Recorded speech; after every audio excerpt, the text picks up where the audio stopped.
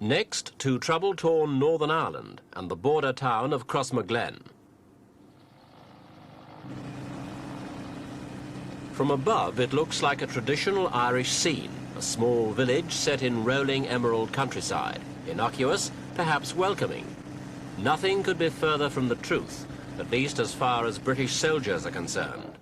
For already this year, a handful have lost their lives hereabouts, and Crossmaglen itself is one of the territory's most hostile postings.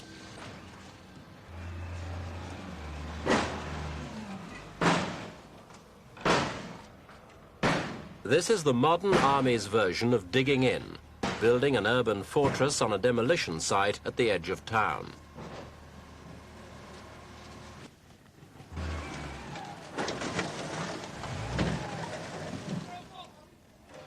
Engineers on loan from the Parachute Regiment are responsible for the building work and defences, but the site's been occupied for some time by more than 130 officers and men of the Royal Highland Fusiliers.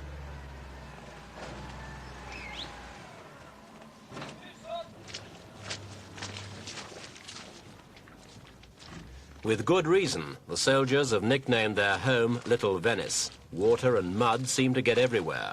Not too comfortable, but it's definitely safer inside than out.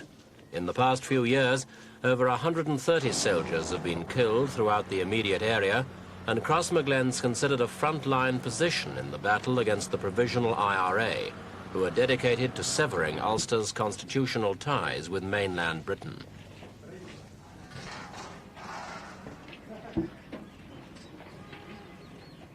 The garrison serves two main purposes: to protect the civilians of the town and to act as a base for patrols in the delicate border area.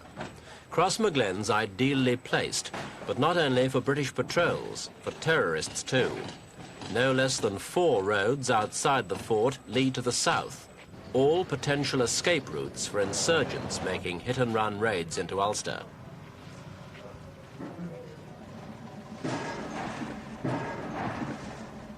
Soldiers at a frontier always hope for better conditions, and the Fusiliers are no exceptions.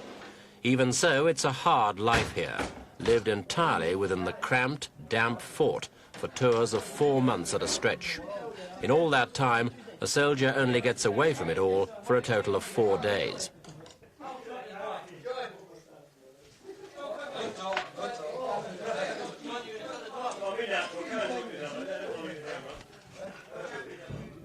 Conditions are only marginally better for officers.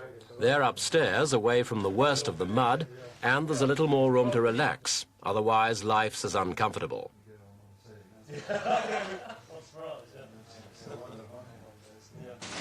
The washroom's main advantage seems to be that you can at least wash everything at one go, if you're lucky enough to find the space. Like almost everything else here, washing's done in shifts, virtually round the clock, even when an electrician's bearing live wires close by. Despite minor irritations, the men's morale is high, and anyway, the relentless rota of patrols leaves little time for complaining.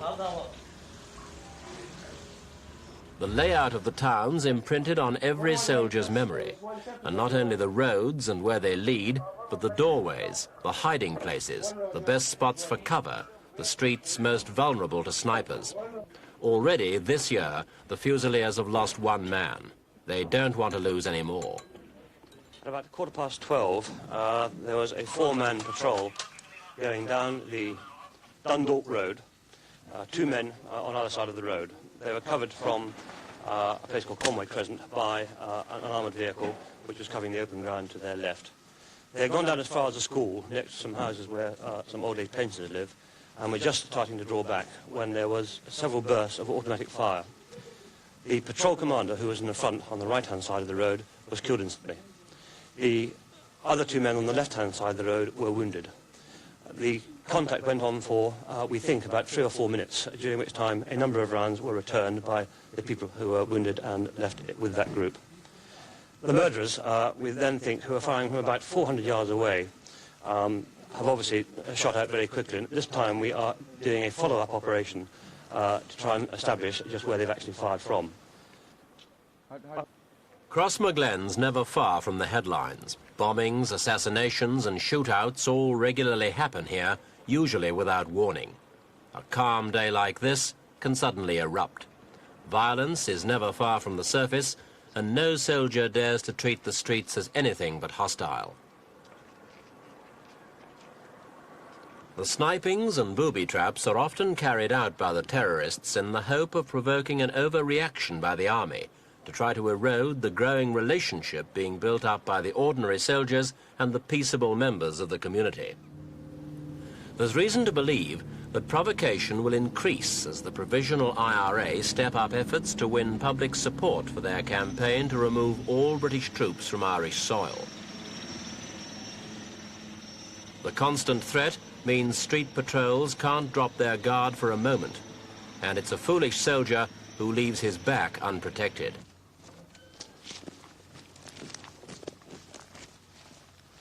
As a deterrent, the patrolling goes on day in, day out, and for that matter, at night too. The army calls this innovation night sun, for obvious reasons.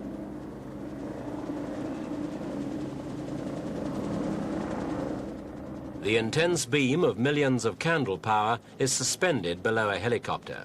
It performs the same function as the torch carried by a policeman on the beat, revealing anything suspicious, discouraging the unlawful from using prime tactical positions.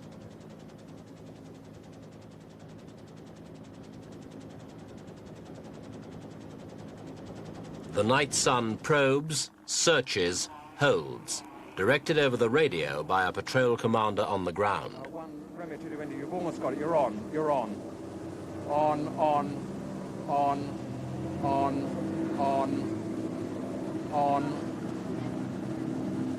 on, on. Good. Yes, excellent, excellent. Right. For the purpose of this briefing, the map on my left, or the drawing, is not to scale. The days and nights merge. There's a short rest, then the patrol's at readiness again. Map. That there is a good reference. This briefing's for a helicopter sortie, north from Crossmaglen. I will secure the LP. The LP being in this map here. Take a closer look. During the operation, the patrol will be on the lookout for terrorist movement, making random checks and swooping unexpectedly at out-of-the-way places. Part of the routine, of course, is showing the flag. But IRA intelligence is good, and there have been all too many instances of patrols walking into ambushes or booby traps, especially along the border, where terrorists plant huge bombs and trigger them by cable from the comparative safety of the south.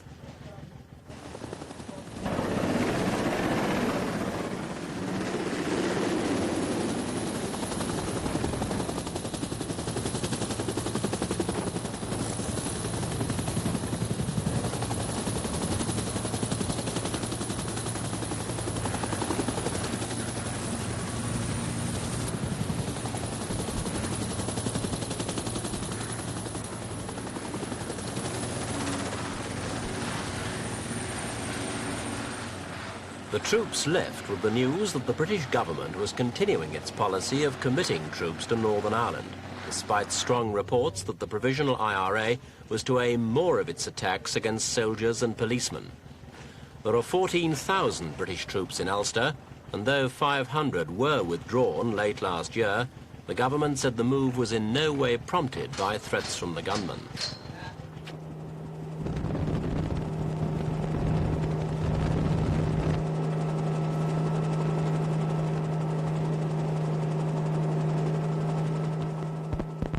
If security's been good, no one should know the army's on the way. The patrol commander chooses a spot and his helicopters land as close as they can. The troops take no chances. The Provisional IRA's arsenal is becoming more and more sophisticated, and there's always a chance that members of a local terrorist group may have spotted the landing and be preparing a mortar attack, an increasingly popular tactic. Last year, the army seized 100 mortars and many more mortar bombs.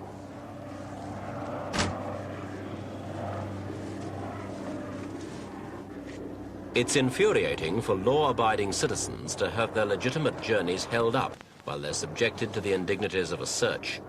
But it's essential if the security forces are to keep a check on movements, particularly on roads which lead to the heart of the north from Eire. It's these roads which carry much of the traffic in arms, ammunition and explosives. Searches and swoops led to the recovery of over £36,000 of explosives last year.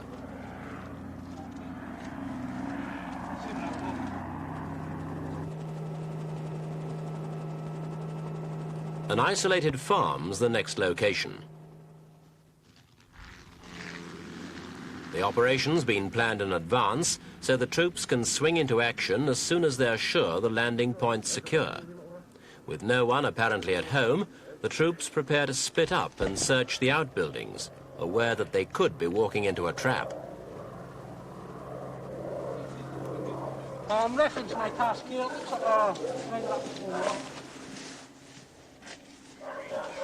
Checking out the barns is done cautiously. The soldiers are suspicious about the absence of people.